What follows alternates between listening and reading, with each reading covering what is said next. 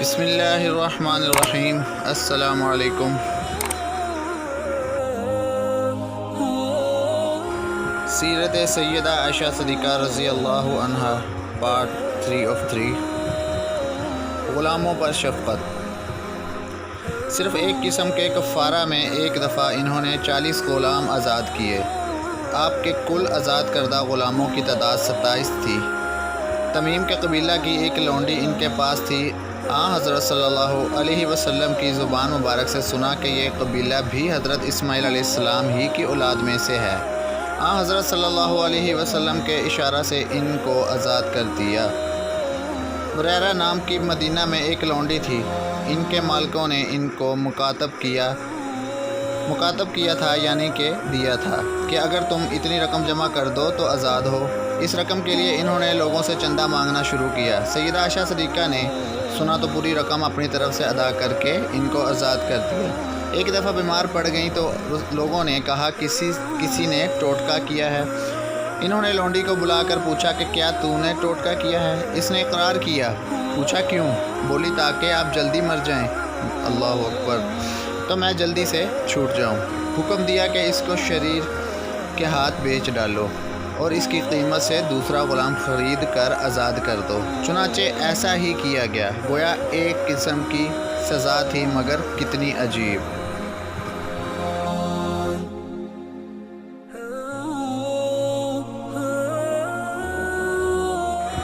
پردہ کا اہتمام۔ پردہ کا بہت اہتمام رکھتی تھی۔ آیت حجاب کے بعد تقییدی فرض ہو گیا تھا، جنہوں نے ہر طالب علموں کا اپنے یہاں سے روک ٹوک آ جانا اور رکھنا چاہتی تھی۔ سیدنا محمد رسول اللہ کی ایک خاص حدیث کے مطابق اپنے کسی بہن یا بھانجی سے ان کو دودھ پلوا دیتی اور اس طرح ان کی رضائی خالہ یا نانی بن جاتی اور ان سے پردہ نہیں ہوتا، ورنہ ہمیشہ طالب علموں کے اور ان کے درمیان پردہ رہتا تھا۔ ایک دفعہ حج کے موقع پر چند بیویوں نے عرض کی کہ ام المؤمنین، چلیے حجر اسود کو بوسہ دے رہے ہیں۔ فرمایا کہ تم جا سکتی ہو، مردوں کے ہجوم میں نہیں جا سکتی۔ ایک روایت سے معلوم ہوتا ہے کہ طواف کی حالت میں بھی چہرہ پر نقاب پڑی رہتی تھی۔ ایک غلام کو مکاتب کیا تھا کہ جب تمہارا فدیہ اتنا ادا ہو جائے تو میں تمہارے سامنے نہیں آ سکتی۔ اسحاق تابعی نابینا تھے۔ وہ خدمت میں حاضر ہوئے تو سیدہ عائشہ صدیقہ رضی اللہ عنہا نے ان سے پردہ کیا۔ وہ بولے کہ مجھ سے کیا پردہ، میں تو آپ کو دیکھ نہیں سکتا۔ فرمایا تم مجھے نہیں دیکھتے تو میں تو تم کو دیکھتی ہوں۔ مردوں سے شریعت میں پردہ نہیں، لیکن ان کا کمال احتیاط دیکھیے کہ وہ اپنے حجرہ میں سیدنا عمر فاروق رضی اللہ عنہ کے دفن ہونے کے بعد بے پردہ نہیں جاتی تھیں۔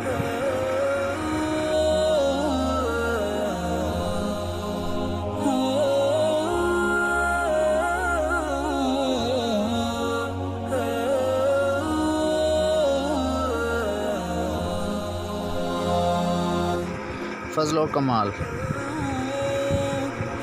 علمی حیثیت سے سیدہ عائشہ صدیقہ رضی اللہ عنہا نہ صرف عام عورتوں پر، بلکہ نہ صرف امہات المؤمنین پر، نہ صرف خاص صحابیوں پر، بلکہ چند بزرگوں کو چھوڑ کر تمام صحابہ اکرام پر فوقیت عام حاصل تھی۔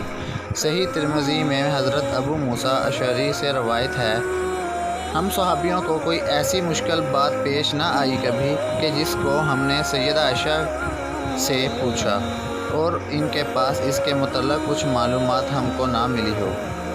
امام ظاہری جو تابعین کے پیشوا تھے، جنہوں نے بڑے بڑے صحابہ کے آغوش میں تربیت پائی تھی، کہتے ہیں سیدہ عائشہ صدیقہ رضی اللہ عنہا تمام لوگوں میں زیادہ عالم تھی۔ بڑے بڑے صحابہ ان سے پوچھا کرتے تھے۔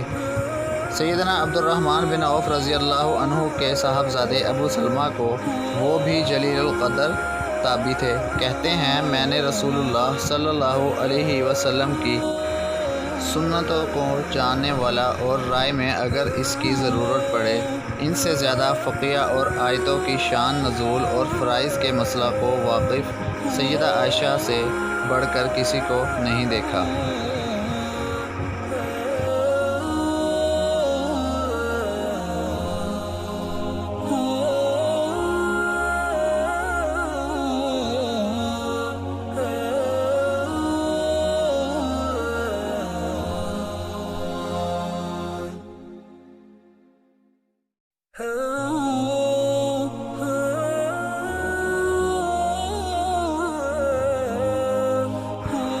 ایک دن حضرت امیر معاویہ رضی اللہ عنہ نے ایک درباری سے پوچھا کہ لوگوں میں سب سے بڑا عالم کون ہے؟ اس نے کہا امیر المؤمنین آپ ہیں۔ انہوں نے کہا نہیں، میں قسم دیتا ہوں، سچ سچ بتاؤ۔ اس نے کہا اگر ہے تو عائشہ صدیقہ رضی اللہ عنہا ہے۔ عمرو بن زبیر کا قول ہے میں نے حلال و حرام، علم و شاعری اور طب میں ام المؤمنین سیدہ عائشہ صدیقہ رضی اللہ عنہا سے بڑھ کر کسی کو نہیں دیکھا۔ ایک روایت میں یہ الفاظ اس طرح ہیں، قرآن فرائض، حلال و حرام، فقہ، شاعری، طب، عرب کی تاریخ اور نصب کا سیدہ عائشہ سے بڑھ کر عالم کسی کو نہیں دیکھا۔ ایک شخص نے مسروق تابعی سے جو تمام تر سیدہ عائشہ صدیقہ کی تربیت یافتہ تھے دریافت کیا کہ ام المؤمنین فرائض کا فن جانتی ہیں؟ جواب دیا خدا کی قسم میں نے بڑے بڑے صحابہ کو ان سے فرائض کے مسئلے دریافت کرتے دیکھا۔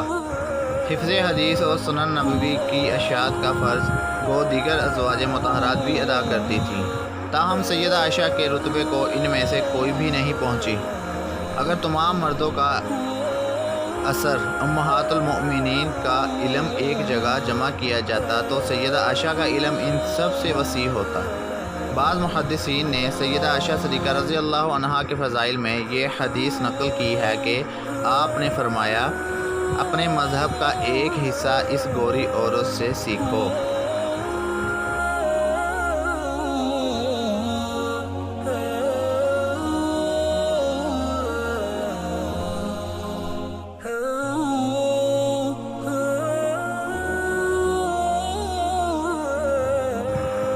وفات سیدنا امیر معاویہ رضی اللہ عنہ کی خلافت کا آخری حصہ حضرت عائشہ رضی اللہ عنہا کی زندگی کا آخری زمانہ ہے۔ اس وقت ان کی عمر 67 برس کی تھی۔ 58 ہجری میں رمضان کے مہینہ میں بیمار پڑ گئیں۔ چند روز تک علیل رہیں، کوئی خیریت پوچھتا، فرماتی تھیں ابھی ٹھیک ہوں۔ لوگ عیادت کو آتے، بشارت دیتے، فرماتی اے کاش میں پتھر ہوتی، اے کاش میں کسی جنگل کی جڑی بوٹی ہوتی۔ مرض الموت میں وصیت کی اس حجرہ میں حضرت صلی اللہ علیہ وسلم کے ساتھ مجھے دفن نہ کرنا، مجھے دیگر ازواج مطہرات کے ساتھ جنت البقیع میں دفن کرنا اور رات ہی کو دفن کر دی جاؤں، صبح کا انتظار نہ کیا جائے۔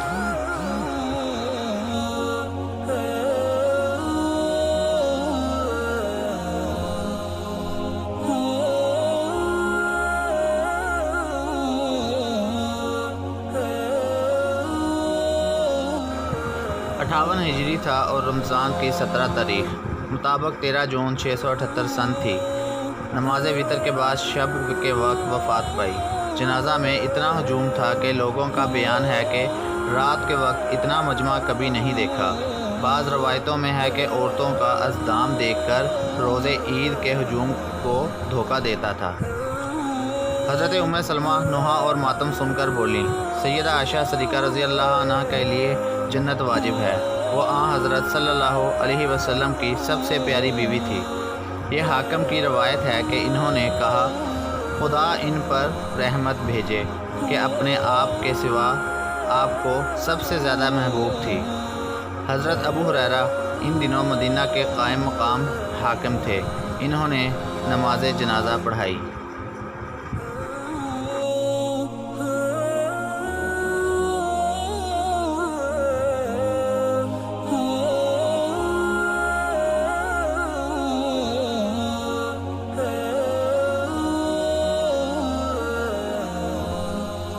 سیدہ عائشہ کی زندگی کا اہم واقعہ۔ بارگاہ الہی کی طرف سے حضرت عائشہ کی صفائی۔ حضرت صلی اللہ علیہ وسلم کا معمول تھا کہ جب بھی کسی غزوہ میں تشریف لے جاتے تو آپ کی ایک بیوی خدمت گزاری کے لیے ساتھ ہوتی۔ ہر مرتبہ قرآن اندازی ہوتی، جس بیوی کا نام نکلتا اسے ساتھ لے جاتے۔ 2 غزوات میں سیدہ عائشہ صدیقہ رضی اللہ عنہا آپ صلی اللہ علیہ وسلم کے ہمراہ تھیں۔ غزوہ بنی مستلق اور غزوہ ذات الرقاع اول الذکر غزوہ ہے۔ اول ذکر غزوہ سے واپسی پر ایک جگہ قافلہ نے پڑاؤ ڈالا۔ رات کے اندھیرے اور وزن کے کم ہونے کی وجہ سے قافلہ والوں کو علم نہ ہو سکا کہ حضرت عائشہ صدیقہ رضی اللہ عنہا اونٹ کے کچا پر موجود ہیں یا نہیں۔ حضرت عائشہ کو قضائے حاجت سے فراغت میں تاخیر ہو گئی، ادھر قافلہ رخصت ہو گیا۔ حضرت ام المؤمنین حضرت عائشہ صدیقہ رضی اللہ عنہا پیچھے بھاگنے کی بجائے قافلہ کے قیام کی جگہ پر ہی لیٹ گئیں۔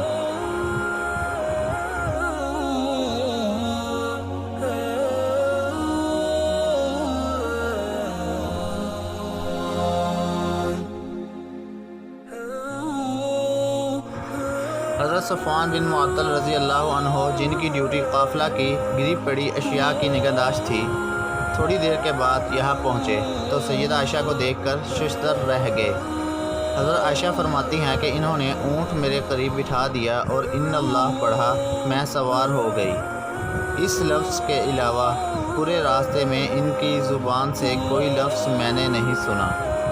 اخلاق و کردار کے لحاظ سے ایسا پاک باز انسان میں نے کبھی نہیں دیکھا تھا۔ ادھر مدینہ منورہ میں منافقین نے طوفان اٹھا دیا، چاروں طرف من گھڑت خبروں اور بے بنیاد الزام لگائے جانے لگے۔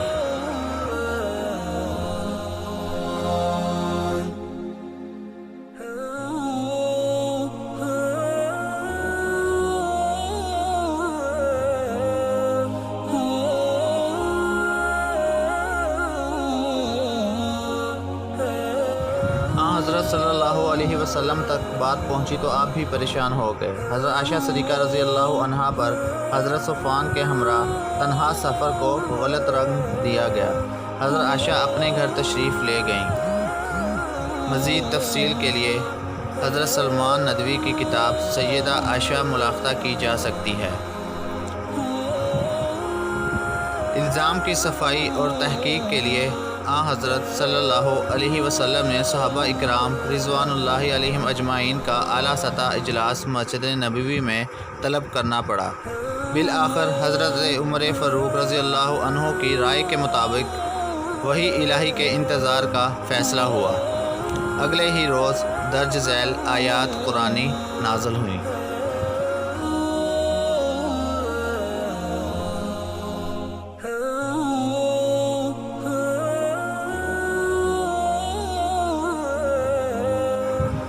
ترجمہ: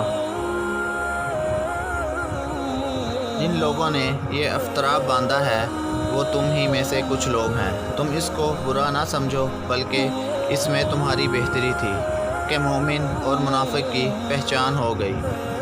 ہر شخص کو حصہ کے مطابق گناہ، اور جس کا اس میں بڑا حصہ تھا اس کو بڑا عذاب ہوگا۔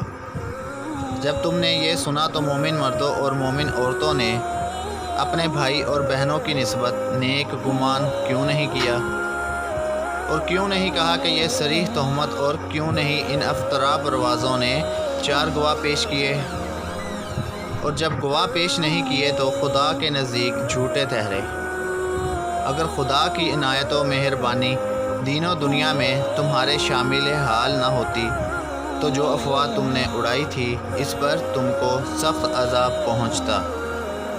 جب تم اپنی زبان سے اس کو پھیلا رہے تھے اور منہ سے وہ بات نکال رہے تھے جس کا تم کو علم نہ تھا، اور تم اس کو ایک معمولی بات سمجھ رہے تھے، حالانکہ خدا کے نزدیک وہ بڑی بات تھی۔ تم نے سننے کے ساتھ یہ کیوں نہیں کہا کہ ہم کو ایسی ناروا بات منہ سے نہیں نکالنی چاہیے؟ خدا پاک ہے، یہ بہت بڑا بہتان ہے۔